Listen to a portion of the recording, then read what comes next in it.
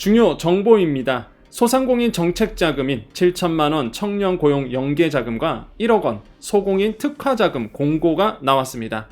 어떤 정책자금인지 공문을 보면서 설명해 드리겠습니다. 예산 소진시까지니까 꼭 정보 보시고 빨리 대상자 확인하십시오. 정보가 곧 돈입니다. 돈이 되는 정보 여의도 정보맨 지금 바로 시작합니다. 자, 바로 들어갑니다. 여러분, 지금 오늘 이제 말씀드릴 게 이거죠. 청년 고용 연계자금하고 소공인 특화자금입니다. 제가 지난 시간에 일반 경영 안전자금, 그 다음에 긴급 경영 안전자금, 일시적 경영애로 대안대출 설명해 드렸죠. 나머지가 이제는 이 청년 고용 연계자금과 소공인 특화자금이라서 요거에 대해서 이제 오늘 설명드릴 거니까 대상자 어떻게 또 조건이 어떤지를 꼭 확인해 주셔야 됩니다. 자, 먼저 청년 고용 연계 자금부터 가보겠습니다. 요거는요, 대상자가 제일 중요합니다. 사업 목적은 이래요. 그냥 우수한 사업성과 발전 가능성은 있으나 자금력이 부족한 청년 소상공인의 경영 활성화 및 청년 일자리 창출한 소상공인 지원으로 되어 있는데, 그러다 보니까 이 신청 대상자가 굉장히 중요하거든요. 제가 이제 앞 3개를 말씀드릴 텐데 3개 중에 하나만 해당하면 됩니다. 자, 첫 번째, 대표자가 청년이고 업력 3년 미만인 경우, 여기서 말한 청년은 만 39세 이하 이렇게 되어 있습니다. 이고 업력 3년 미만인 경우, 자, 상시 근로자 가운데 50% 이상이 청년 근로자인 경우, 최근 1년 이내에 청년 근로자를 1인 이상 고용하고 유지 중인 경우, 요건데요. 실제 이제 현실로서 3번이 되게 많아요. 1번 아니면 3번 정도에서 이제 많이 신청하는 편입니다. 자, 근데 굉장히 중요한 게 있어요. 여러분, 대표자가 청년인 경우에는요, 만 39세 이하입니다. 왜냐하면 중소기업 창업 지원법에 따르면 대표자는요, 이게 창업기업 대표자는 만 39세 이하를 청년이라고 보고요. 근데 여기 3번 가보면요, 최근 1년 이내 청년 근로자를 이렇게 돼 있죠. 여기서 말한 청년은 만 34세 이하를 얘기합니다. 이게 좀 달라요. 그러니까 대표자가 청년인 경우에는 만 39세, 최근 1년 이내 청년 근로자를 고용했을 때 그 청년의 기준은 청년기본법에 의해서 만 34세 이하인 사람을 얘기합니다. 이런 근로자를 1인 이상 고용하고 유지 중인 경우, 이 셋 중에 하나만 하면은 이 정책자금 대상자가 가능합니다. 그래서 현실적으로 보면은요, 요 3번이 좀 많아요. 그래서 1년 이내에 청년 근로자를 고용하고 유지 중인 경우, 이런 케이스가 좀 많이 이제 신청하는 편이고, 자금 용도는 운전자금입니다. 시설자금 아니고요. 이렇게 운전자금으로 쓸 수 있도록. 그럼 얼마? 최고 7천만 원 이내로 되어 있습니다. 대출 한도는.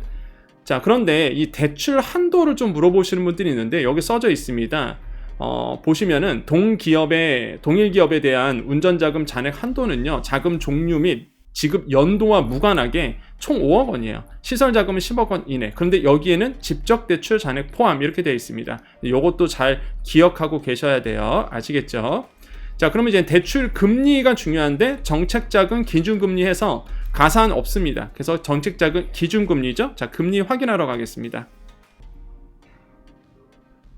자, 여기 대리대출 있죠? 대리대출에 청년고용연계자금 2.96입니다. 가산금리 없고요. 그래서 2.96이에요. 2.96 잘 기억하십시오. 자, 우대금리도 있습니다. 다른 대리대출과 마찬가지로 우대금리 존재하고요. 여러 번 설명드렸죠. 지역격차 해소로 인해서 비수도권 소재 소상공인은 0.2%포인트 금리 인하 우대금리가 가능합니다. 한마디로 여러분 입장에선 인하가 되겠죠.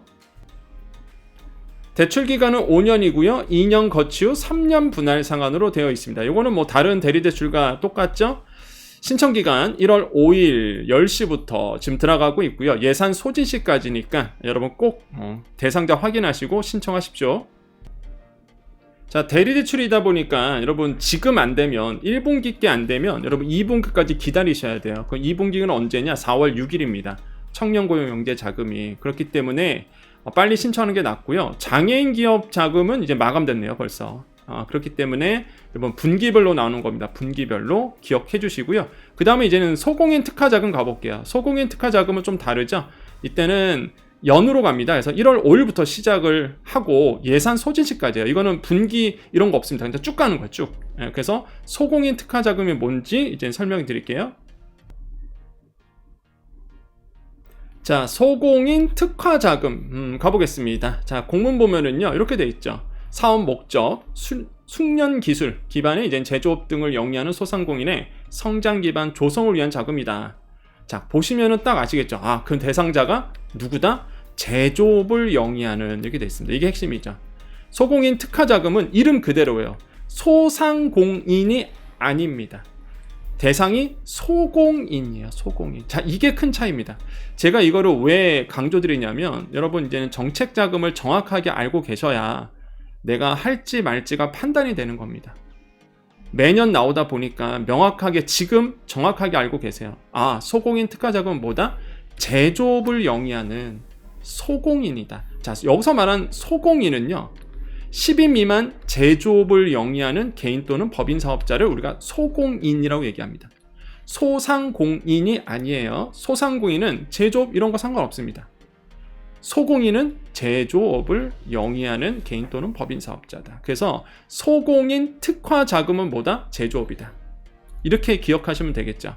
자, 운전 자금과 시설 자금, 이게 제조업이다 보니까 시설 자금도 들어갑니다. 그래서 기계 설비 도입에 필요한 시설 자금도 되고 당연히 금액이 다르죠. 대출 한도가 운전은 1억 원, 시설 자금은 5억 원까지 들어가게 됩니다. 그래서 융자 조건 말씀드렸고요.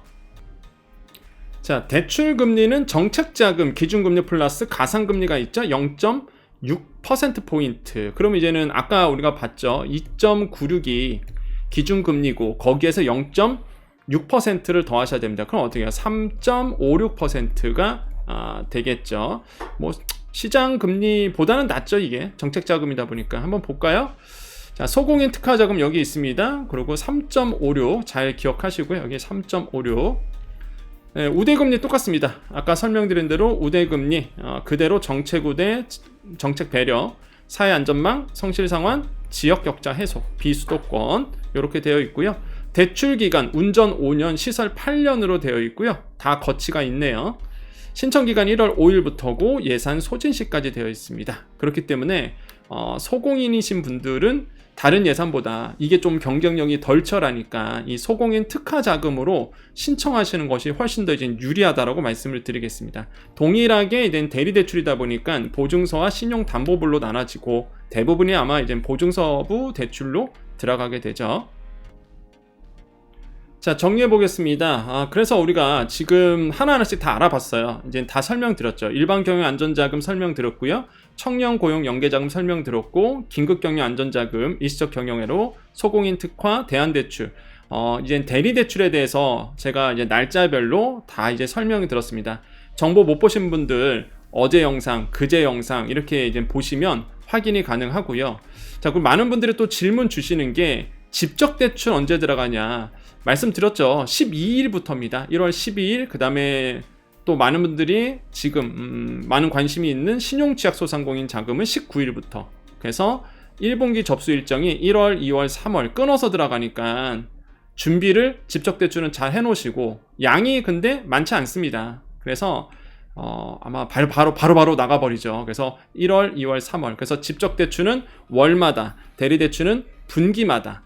그래서 제가 이거를 왜 강조드리냐? 2026년 1월입니다. 이제 한 해가 쭉 가는 거예요, 이렇게. 그래서 스케줄을 아시라는 의미에서 제가 이렇게 강조를 해드렸습니다. 그래서 여러분 정책 자금을 잘 받으셔서 지금 좀 어려움에 있는 소상공인분들, 소공인분들 잘 풀어내기를 기원해드리겠습니다. 오늘 정보 여기까지입니다. 자, 우리 여정가족님들 남아 계십시오. 안내 말씀드리고 우리 인사하겠습니다. 여러분 아시죠? 우리 여정가족님들은 제가 무슨 활동하고 있는지 아실 텐데요. 많은 분들이 이제는 방송 뭐뭐 하느냐 보고 싶다 하시는 분들이 계셔서 잠깐 소개해 드립니다. KBS 아침 뉴스죠. 뉴스광장. 그래서 월수금 이렇게 하고 있고요. 6시 한 45분 40분쯤 하는 것 같아요. 그래서 그때 이제 보시면은 보시고요. 유튜브에서도 이슈몬이라고 검색하시면 나옵니다. 그 다음에 KTV 나라방송이죠. 정책방송 월요일날 오후 4시 50분 KTV 그 다음에 월요일날 KBS 라디오 뉴스레터 K, 그 다음에 화목 연합뉴스TV 경제 읽기 시간, 그래서 12시 한 40분쯤 여러분 연합뉴스 틀면 나오고요. 생생법률소 법률방송, 그 다음에 금요일날 KTV 경제인사이트, 그다음에 토요일날 정관용의 시사본부 라디오 프로그램이죠. 그래서 이것도 토요일날 틀어보시면 나오고요. 뭐 무엇이든 물어보세요는 화요일 말 경제 이야기가 잡히면 출연하고 있습니다. 그래서 시간 보시고요. 우리 여정가족님들 이 시간대에 볼 수 있으시면 본방사수. 그래서 이때는 이제는 경제 얘기 해드리니까요. 여러분 보시고 많은 정보 얻어갔으면 좋겠습니다. 우리 여정가족님들 인사하고 마무리 지을게요. 자, 인사드리겠습니다. 오늘도 내일도 우리에게 좋은 일이 일어납니다. 오늘도 내일도 우리에게 좋은 일이 일어납니다. 오늘도 내일도 우리에게 좋은 일이 일어납니다. 여기까지 여의도 정보맨 여정이었습니다. 감사합니다.